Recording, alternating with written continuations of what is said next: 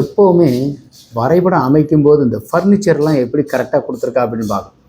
இந்த வீட்டில் பெரிய பிழை கிடையாது பட் என்ன பிழை அப்படின்னாக்கா, இந்த டோர் உச்சஸ்தானத்தில் இருக்குது. இந்த ரூம் வடக்க பார்த்துருக்கு, வடகிழக்கு ஈசான மூலையில் நிலை. ஆனால் இந்த கட்டில் பாருங்கள், கிழக்கு சோத்தை ஒட்டி அன்ஷேப்பில் இருக்குது. அப்போது இதுக்கு ஜன்னலை இதுக்கு நேராக கரெக்டாக ஸ்ட்ரைட்டாக வச்சுக்கணும்.